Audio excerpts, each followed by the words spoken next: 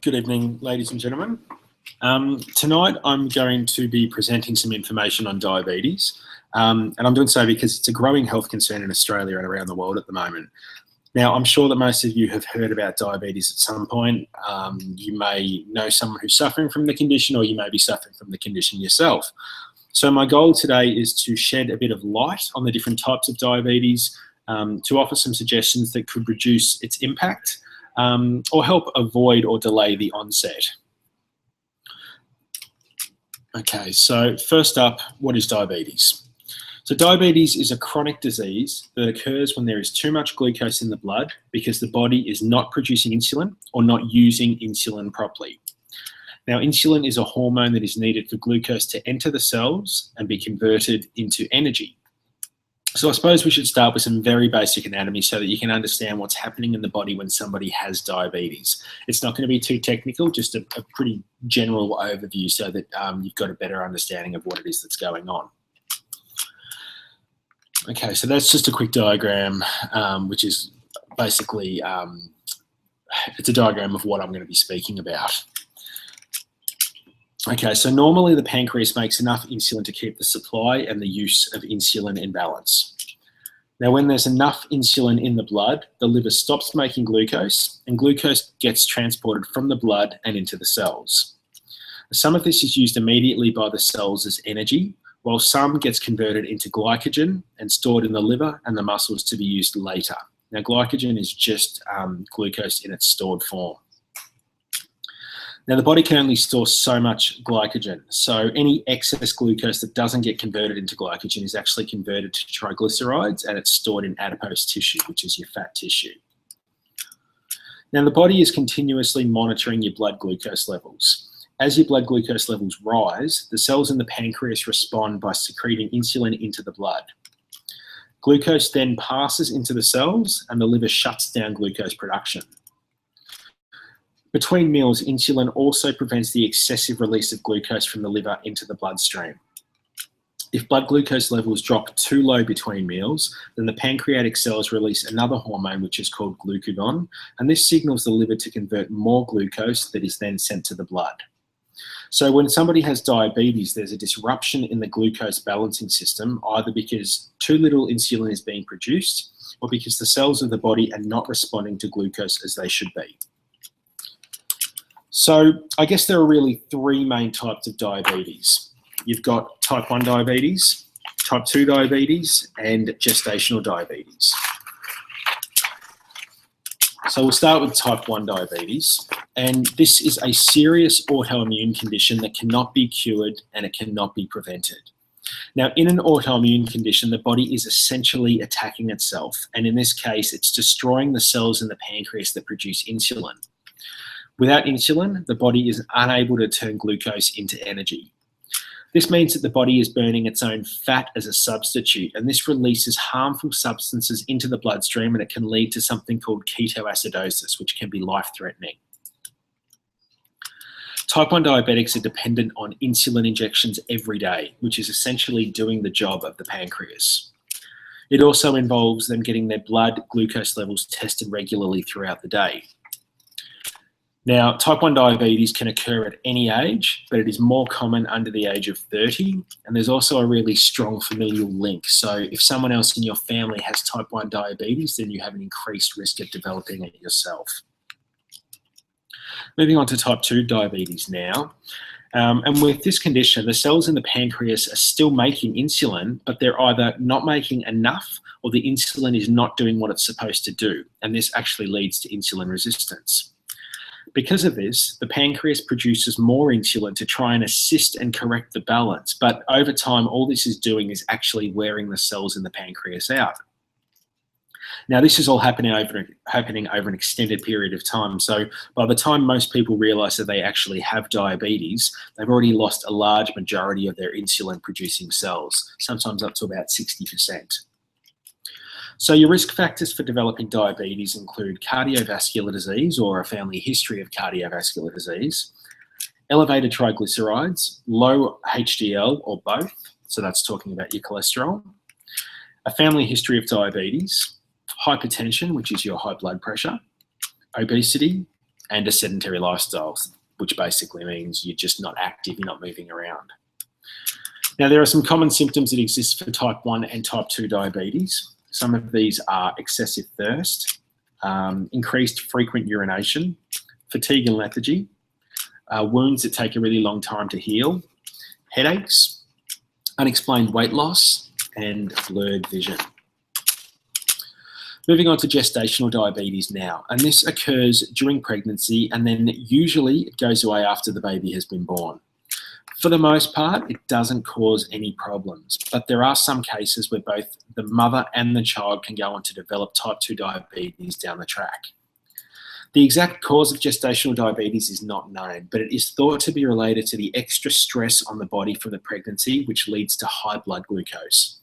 And the pregnancy hormones that are also present around this time may also contribute to the occurrence of gestational diabetes. Your risk factors for developing gestational diabetes include obesity, gestational diabetes during previous pregnancies, a family history of gestational diabetes, a history of PCOS, which is polycystic ovarian syndrome, and if you've previously given birth to a large weight baby, you're also at an increased risk for gestational diabetes. So if we're looking at management, for type 1 diabetes, as I mentioned earlier, type 1 diabetes cannot be cured and it cannot be prevented. As it's a life-threatening condition, it needs to be carefully monitored and managed. This, as I said, includes insulin injections daily. It includes monitoring of blood glucose levels, following a healthy eating plan, which we'll discuss shortly, and regular exercise. So the aim of these measures that you employ when you're treating type 1 diabetes is to keep blood glucose levels within a certain range and avoid hyperglycemia or hypoglycemia. The majority of the treatments really focus on blood sugar control, reducing the long-term complications that can affect the eyes, the kidneys, the nerves, and the blood vessels. There are, in some cases, however, and this is particularly true for early diagnosis, it is possible to regenerate some of the damaged beta cells. But in order for you to do this, you really need to be diagnosed early and get onto treatment early. It's one of those cases where the body really does want to heal itself, but it can only do so much. So yeah, the earlier that you get onto treatment and speak to a professional about it, the better your chances are of recovering, and in some cases reversing type 2 diabetes altogether. So looking at type 2 diabetes, this has been called a disease of lifestyle and diet. So making changes relating to these can have a significant impact. Once again, the aim here is to keep blood glucose levels as close within range as possible. That's roughly between 4 and 6 micromoles per litre.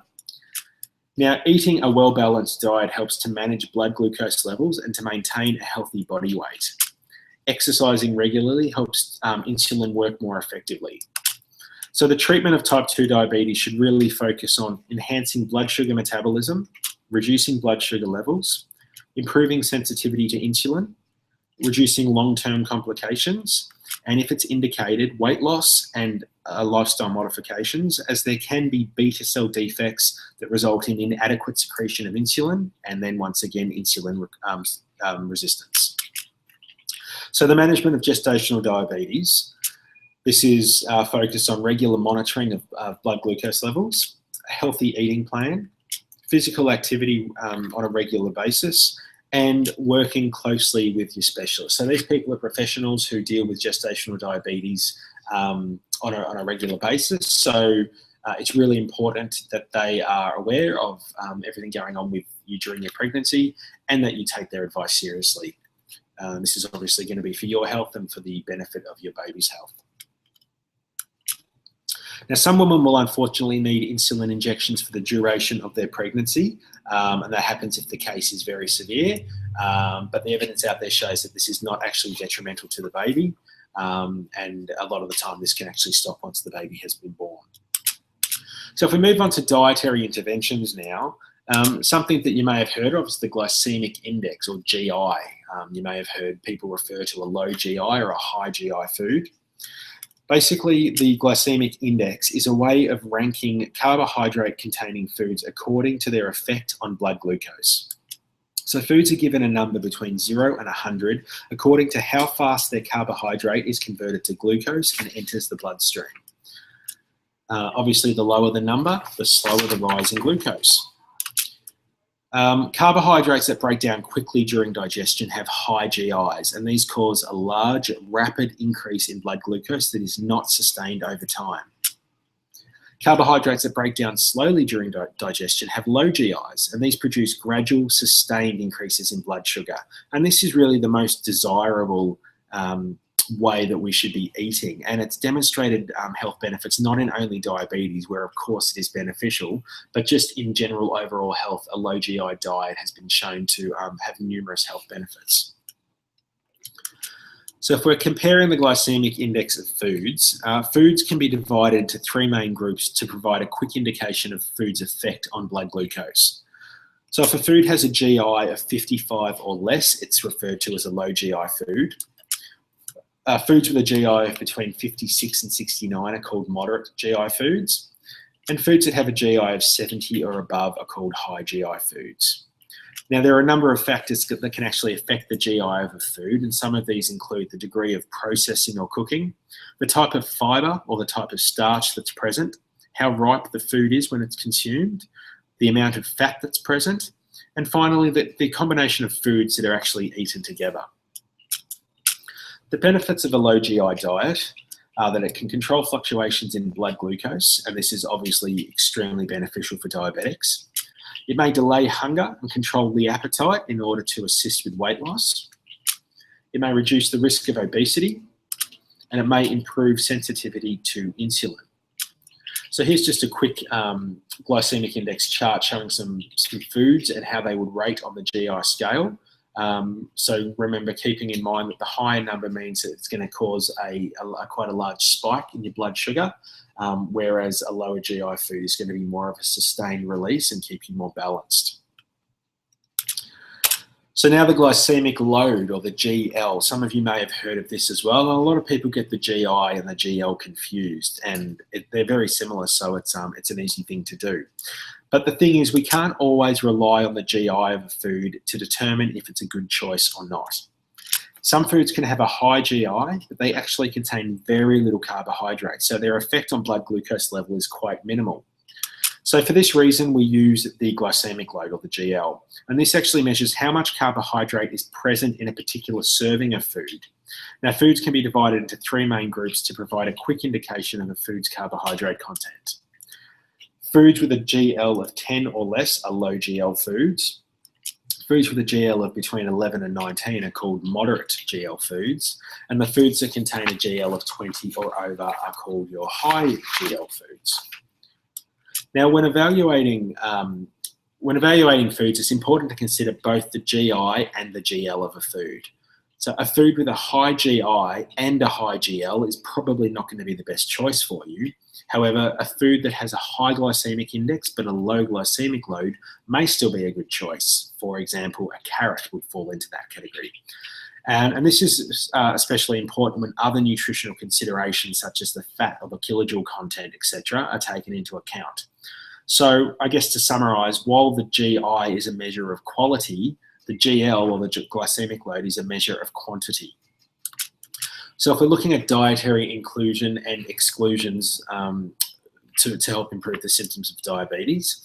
So inclusions, we would say make sure you include low GI or GL, fresh fruit and vegetables every day. Complex carbohydrates, so these aren't your simple carbs. So your simple carbs are your simple sugars. So you want your more complex carbohydrates because they're going to have less of an effect on your blood sugar. Lean protein with every meal. And now looking at exclusions. High GI and high GL foods need to be excluded. Alcohol, refined foods, caffeine, sugar and soft drinks, and trans fat and deep fried foods. Okay, so now looking at specific nutrients for diabetes. So the first one is chromium. Now, chromium is required for the uptake of insulin into the cells, and chromium can be found in whole grains, fruit and vegetables, and red and white meat.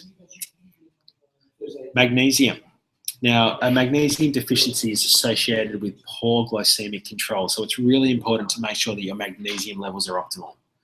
And magnesium can be found in green leafy vegetables, in whole grains, and in nuts. Selenium, this is an antioxidant nutrient and it can reduce oxidative stress. And one of the best sources of selenium is in Brazil nuts. Vitamin D. Now, a lot of Australians are actually deficient in vitamin D, and deficiency is linked to both insulin resistance and to diabetes. So it's really important that you make sure you are getting enough sunshine when the sun is out. You don't want to overdo it, but they say roughly 10 minutes is all you need, but you do need to make sure that your arms and legs are uncovered so that your body can actually absorb the vitamin D properly. Essential fatty acids. Now, these are needed for glucose regulation, and they're found in deep sea oily fish. Obviously, essential fatty acids serve a whole range of purposes in the body, but they are particularly important for your glucose regulation. B vitamins. Now, these are needed for the metabolism of carbohydrates, and they're also useful to manage diabetic neuropathy. So sometimes when people have diabetes, they obtain damage to their nerves and they have all sorts of sensations, whether they lose feeling or they get tingling or sharp pains in their nerves. And particularly B vitamins have been shown to be beneficial to restore and reduce some of that damage. Now, B vitamins can be found in whole grains, legumes, and your green leafy vegetables. Cinnamon. Cinnamon's a pretty amazing compound, and it has been shown to lower blood glucose levels in type 2 diabetes. You should just include it every day, wherever possible, over your breakfast, in your drinks, in your tea, however you need to do it for yourself. But yeah, it has showed some remarkable results in some trials of being able to regulate those blood sugar levels for you. Bitter melon. Now, this has strong blood glucose lowering actions for both type 1 and type 2 diabetes.